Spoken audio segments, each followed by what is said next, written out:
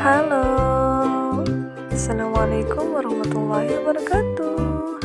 Kembali lagi bersama Ibu dalam pembelajaran Bahasa Indonesia.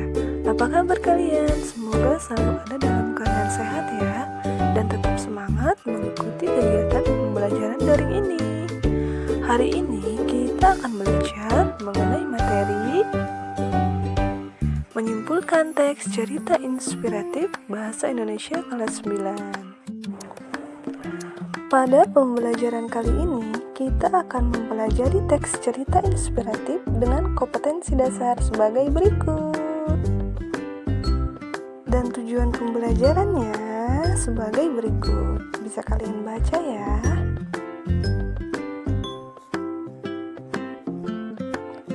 Yuk kita mulai pembelajaran. Kalian tahu tidak, kata simpulan dan kesimpulan ternyata memiliki arti yang berbeda loh. Yuk kita bahas bersama-sama.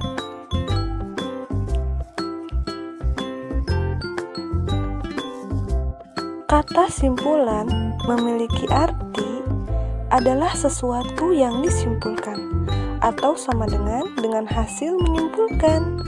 Sedangkan kata kesimpulan adalah pendapat akhir berdasarkan pada uraian sebelumnya.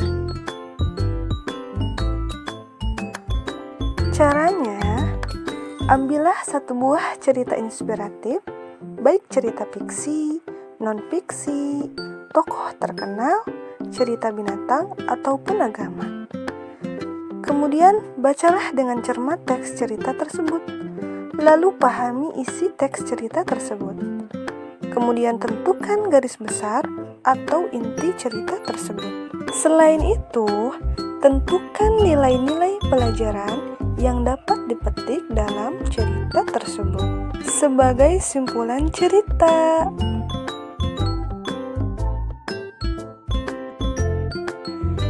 Nilai-nilai pelajaran yang dapat dipetik dalam cerita tersebut sebagai simpulan cerita terdiri dari beberapa poin. Poin yang pertama, nilai agama. Poin yang kedua, nilai sosial. Poin yang ketiga, nilai moral. Dan poin yang keempat adalah nilai budaya. Nah, ini adalah bentuk poin-poin nilai pelajaran yang dapat dipetik dalam cerita inspiratif.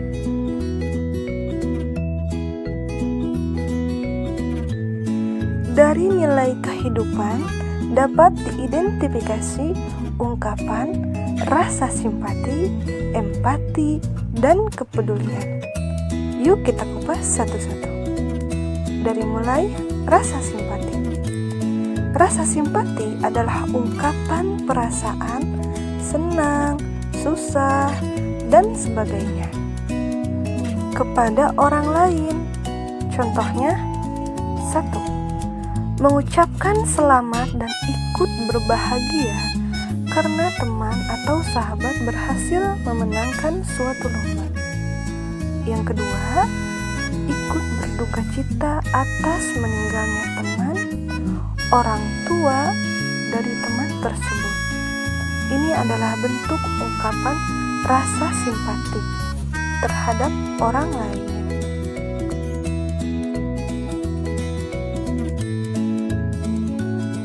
Yang kedua, bentuk ungkapan rasa empati. Rasa empati adalah keadaan mental yang membuat seseorang merasa dirinya dalam keadaan haru, iba, kasihan yang sama dengan orang lain. Jadi, seolah-olah dia ikut merasakan dengan apa yang dirasakan oleh orang tersebut. Contohnya, 1. Ikut merasakan kesakitan atau penderitaan orang lain yang mengalami bencana. 2. Membantu orang tua menyeberang jalan. Ini adalah bentuk ungkapan rasa empati.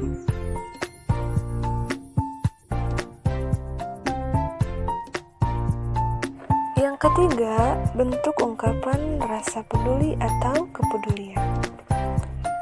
Peduli atau kepedulian adalah sikap prihatin atau peduli kepada orang lain. Contohnya, 1. Membantu teman yang sedang kesusahan dan memberi solusinya. 2. Memberi alat cuci tangan pada masa pandemi di lingkungan tempat tinggal.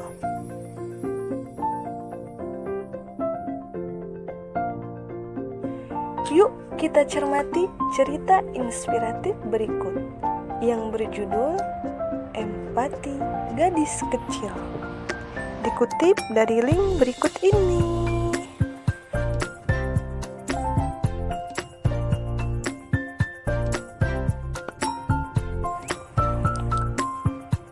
Istriku berkata kepada aku yang sedang baca koran, "Berapa lama lagi kamu baca koran itu? Tolong kamu kesini dan bantu anak perempuanmu tersayang untuk makan." Aku taruh koran dan melihat anak perempuanku satu-satunya. Namanya Sindu. Tanpa ketakutan, air matanya mengalir. Di depannya ada semangkuk nasi berisi nasi susu asam yogurt. Nasi khas India, Cartridge. Sindu anak yang manis dan termasuk pintar dalam usianya yang baru 8 tahun. Dia sangat tidak suka makan Cartridge. Ibu dan istriku masih kuno. Mereka percaya sekali kalau makan Cartridge ada cooling effects. Aku mengambil mangkok dan berkata, "Sindu sayang, demi ayah, maukah kamu makan beberapa sendok Cartridge itu? Kalau tidak, nanti ibumu akan teriak-teriak sama ayah."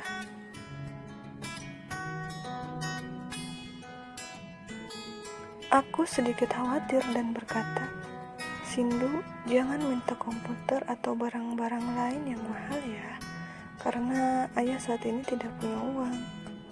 "Jangan khawatir, Sindu tidak minta barang-barang mahal kok."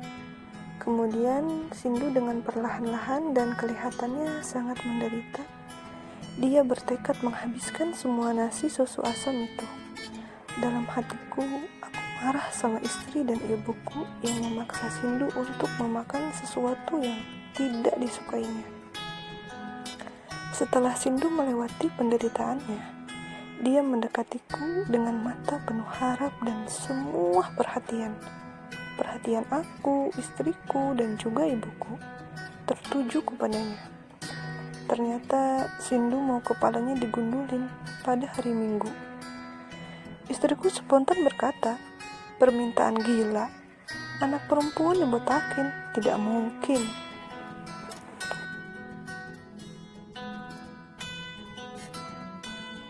Juga ibuku menggerutu, "Jangan terjadi dalam keluarga kita. Dia terlalu banyak menonton TV dan program-program TV itu sudah merusak kebudayaan kita."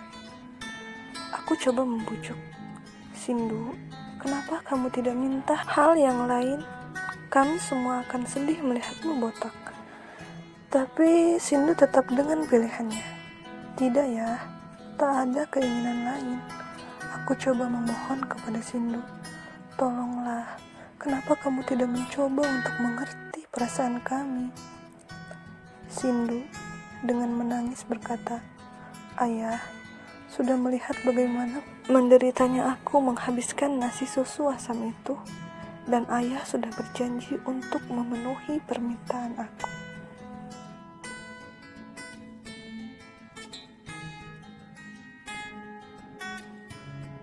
Kenapa ayah sekarang mau menarik perkataan ayah sendiri? Bukankah ayah sudah mengajarkan pelajaran moral bahwa kita harus memenuhi janji kita terhadap seseorang, apapun yang terjadi? Seperti Raja Harishchandra, Raja India zaman dahulu kala, untuk memenuhi janjinya, Raja memberikan tahta, kekuasaannya, bahkan nyawa anaknya sendiri. Sekarang aku memutuskan untuk memenuhi permintaan anakku. Janji kita harus ditepati. Secara serentak, istri dan ibuku berkata, "Apakah kau sudah gila?" Tidak. Kalau kita menjilat ludah kita sendiri, dia tidak akan pernah belajar bagaimana menghargai dirinya sendiri. Sindu, permintaanmu akan kami penuhi.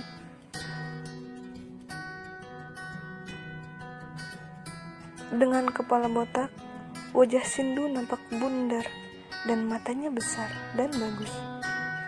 Hari Senin aku mengantarnya ke sekolah. Sekilas, aku melihat Sindu botak berjalan ke kelasnya dan melambaikan tangan kepadaku sambil tersenyum. Aku membalas lambaian tangannya. Tiba-tiba, seorang anak laki-laki keluar dari mobil sambil berteriak, "Sindu, tolong tunggu saya." Yang mengejutkanku, ternyata kepala anak laki-laki itu botak. Aku berpikir, mungkin botak model zaman sekarang. Tanpa memperkenalkan dirinya, seorang wanita keluar dari mobil dan berkata, "Anak Anda, Sindu, benar-benar hebat. Anak laki-laki yang jalan bersama dia sekarang, Haris, adalah anak saya. Dia menderita kanker leukemia."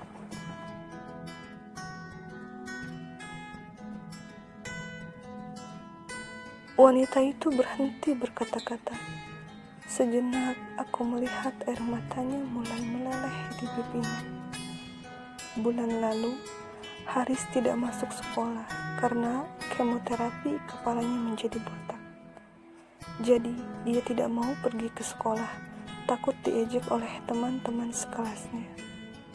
Nah, minggu lalu, Sindu datang ke rumah dan berjanji kepada anak saya untuk mengatasi ejekan yang mungkin terjadi.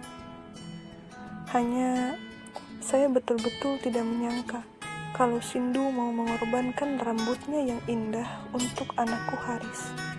Tuan dan istri Tuan sungguh mempunyai anak perempuan yang berhati mulia. Aku berdiri, terpaku dan tidak terasa air mataku meleleh.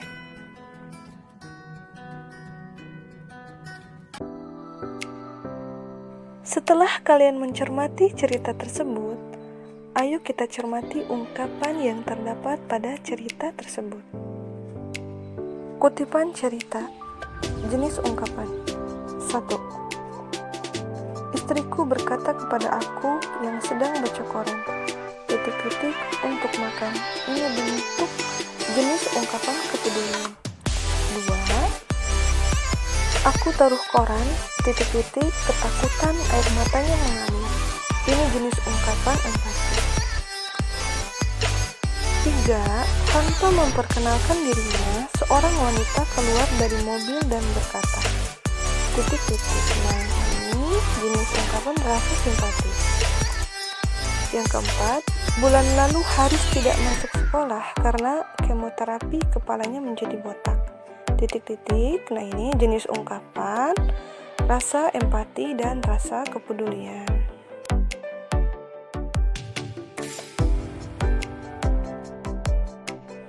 Ungkapan dan penjelasan. 1. Ungkapan rasa simpati. Mendengar perkataan seorang perempuan yang tidak dikenal tentang anaknya yang terkena kanker. Nah, ini bentuk penjelasan dari ungkapan rasa simpati. Sekarang 2. Ungkapan rasa empati. Penjelasannya, melihat anaknya yang bersedih. 3. Ungkapan rasa kepedulian. Penjelasannya, kasih sayang orang tua kepada anak. 4. Ungkapan rasa empati dan kepedulian. Bentuk penjelasannya, seorang teman yang melihat temannya diejek botak kanker. Akhirnya ia ikut mencukur rambutnya. Ungkapan kesimpulan. Penjelasannya, kesimpulan dari cerita adalah rasa empati seorang anak wanita kepada temannya lainnya yang diejek botak setelah kemoterapi dengan cara ikut mencukur rambutnya sampai botak agar temannya tidak malu untuk bersekolah.